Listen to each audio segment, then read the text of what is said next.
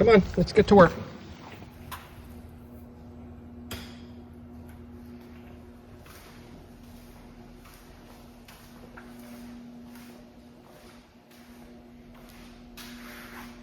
So this is Allie, the new shop dog, our new family pet, and she likes to spend a lot of time out here with us. In the shop, she can come and go, and she's Australian Shepherd, man. She's just a sweet little girl. We really enjoy having her around. She drives me a bit nuts sometimes through the day. Shits on the floor. Hey, don't you? Hey, you shit on the floor? But you're a good dog, hey? Yes. Go get your toy. Where's your toy? Where's your toy?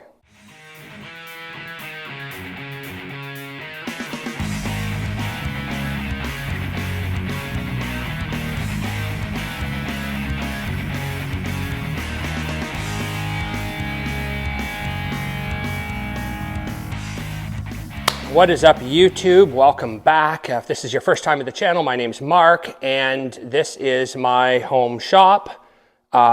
If you go back in some of the videos, you'll see I recently sold my company, built a shop at home, my backyard, and now I specialize in high performance marine and automotive wiring, rigging, custom brake lines, that sort of thing. And this is where all the magic happens. So this week, I promised a video every week.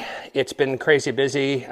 That seems to be my downfall for videos. I always say that I'm crazy busy. Anyways, I've been getting one every week. I think I did miss 1 week. But this week, I haven't even been boating. I've been buried in the shop. And so this week, I was just going to kind of go over what we've been sort of working on and what's coming down the pipe.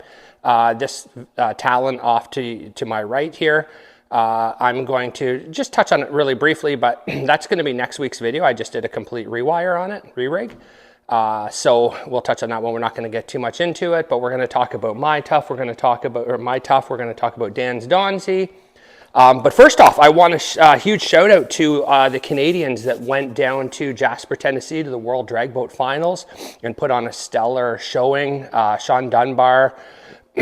What can you say about Sean Dunbar? The guy's outstanding. I think he won, well, I know he won both his classes, world champion in 2 classes. I think that's the first time a Canadian has ever done that.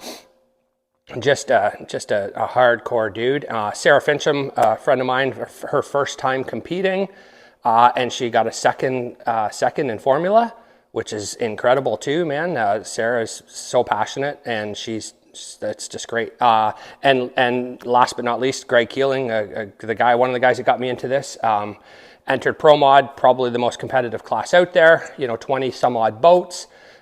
Finished in the top half of the field. I think he finished with an 8th or maybe an 8th on Saturday and a 10th on Sunday. I could be wrong on that, but regardless, super competitive class, very tight racing, the fastest dudes in the world, and man, he went out there and, with the Canadian built, package, and he's got some good help around here that have been helping him out. And so that's awesome. So anyways, my hats go off to those guys. We couldn't go this year. I had some customers down there, wanted to go, but honestly, just really buried in the shop here. I got big projects on the go, and I'm just enjoying being out here working away and trying to chop through it. So anyways, I'll sort of take you around and show you what we got going on.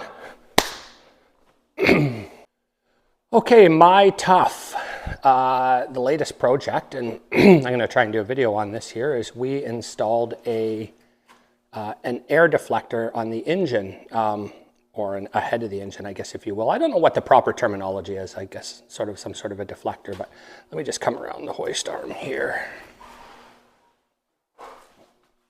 Yeah, so this is a carbon fiber, gel-coated carbon fiber air deflector. We just felt that the Yamaha is a really fat motor. So we just felt that we could split that, hopefully, and maybe, look at the leaves, golly, this thing sat outside yesterday for literally 5 minutes. We thought maybe that it would help in the aero, and this actually comes off. Let me just show you how I did. So it's kind of hard to see, but there's 3 like stainless pins, and they stand up. And then this drops down, pulls back, and then it's just held with a single bungee. So I can unhook that, snap it forward, and pop it off, and then there's just this 3 stainless little tabs. And this has like a gasket underneath it. So what I'm gonna do, it's sort of the carbon fiber sort of lift it a little bit. So I'm going to get some clear and just touch up. This is where I had to cut it to fit. And so I just want to clean up those edges and stuff, but it fits and it kind of looks cool. I dig it. Blake has one on his boat. I have thought about maybe doing it black so it doesn't quite stand out so much. So maybe, you know, mention down in the comments your thoughts on that. I kind of wish it wasn't gel coated, that it was just the raw carbon finish like Blake's is. But the boys had it and they got it to me, which was awesome. So regardless, yeah, let me know if you think the white looks good, maybe a DBG logo there, or if we take it to the auto body shop and have them painted a gloss black to blend in here. So anyways, that was a fun little project. I've yet to really test it that way, but we should be getting out here hopefully this weekend if weather permits. Why do you always look so guilty? No? No. Next off, finally got my hoist installed. So I bought this Atlas. I bought it from my Snap-on dealer's friend of mine. He lives right next door to me, makes it kind of convenient. So it's just a 9,000 pound 2-post, which is what I wanted. And we kind of tucked it back in the corner here. So I can lift a smaller boat up on it, put a car underneath, or I've got a side-by-side outside actually that I got to do a little bit of custom wiring on. And it can go on there. So anyways, just I wanted to get one in, super happy. We shifted it far this way so that we can still put 3 boats in, which we have. And it's tight, don't get me wrong. It's tight, but you can walk through. There's a bit of a mess at the back of the shop right now because all the seats and everything are out of the Talon. They're just sitting on a table, and the Talon will be done here in a day or so and water test. So watch for a video on that. But other than that, I'm not going to show too much of what we've done here. We just keep a work order here.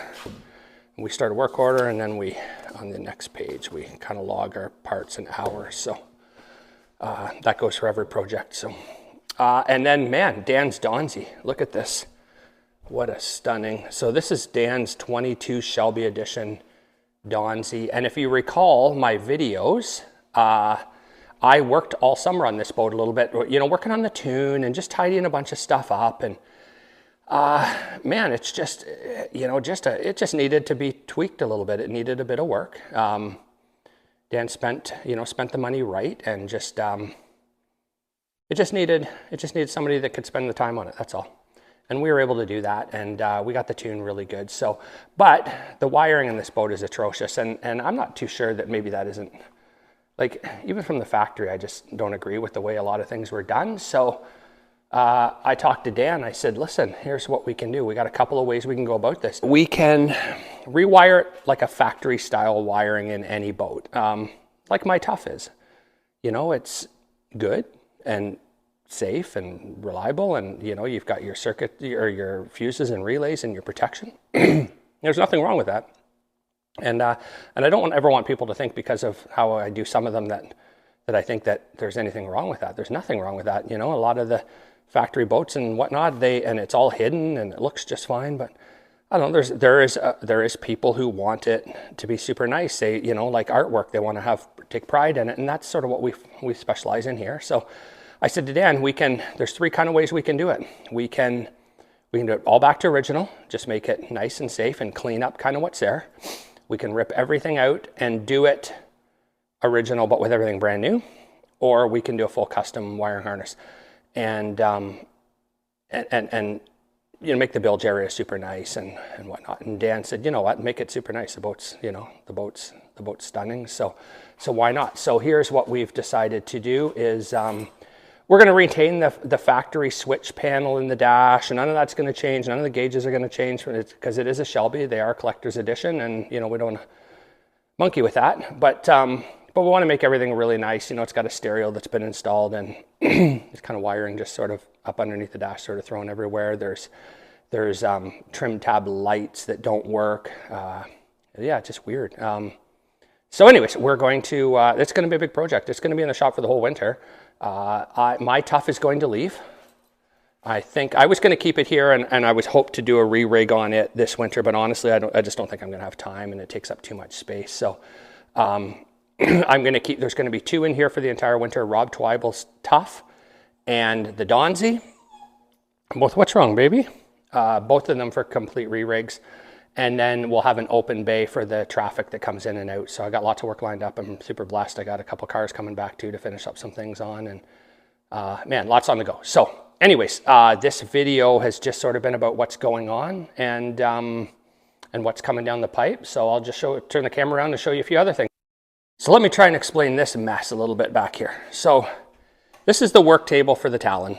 I always like to set up portable tables, and then when we pull the stuff out, we sit everything out, and a lot of it goes in the garbage, that sort of thing. But the seats are sitting here and that. So today, probably by the end of today, this will be cleaned off and ready to go. We'll sort out that mess a little bit. But that's what's happened here. We pushed it back just so that we could get the Donzi inside. I got to clean the Donzi, and I just didn't want it sitting outside. So anyways, that little bit of a mess is there.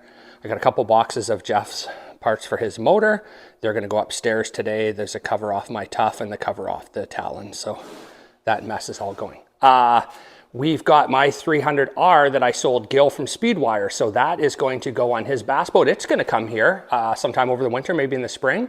And he's going to update from the 300XS to the 300R. So this 150 Optimax belongs to a client here. You'll see some more on this channel too. I'm restoring a Charger DL for a client. He brought the boat here. I pulled the motor off, and I'm hanging on the motor. I've stripped the boat. There's nothing left in it. It's going to the boat body shop, and it's being completely redone. It's gonna have new interior, new gel coat, like just a stunning rebuild. It's gonna come back. We'll get that motor on, and we get to re-rig it here. So that's super fun. So that's why that's just kind of hanging out back there. This crate here belongs to the guys at Speedmaster. A customer's motor came, they sent it along, and that, which was awesome. I got to get that back to them, and then this area will be all cleared up, and we can walk back through here. So just a little bit, just one of those times where everything's super busy and everything's a little bit tight.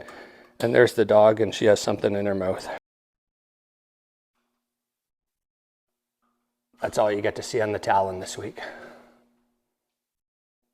All right, guys, so that sort of catches up on what's happening around here. There's been lots of little stuff in and out as well that, I find it hard to film when I'm by myself, and when a customer's paying me to work on their boat, take time moving, or their car, and take time moving tripods around and that sort of thing. So I try and grab try and do a weekly. It's kind of the best I can do until maybe such a time comes that I have some help in the shop here. So I think maybe if things stay this busy, I always said that I wouldn't have any more employees, but I think maybe next year it'd be kind of cool to have a helper and a videographer at the same time, where I think the hardest thing when you're working on boats more so than cars, you get in, you get up underneath the dash, and then you realize you forgot a tool and you're climbing back out. There's a lot of that in a day, wasted time in and out.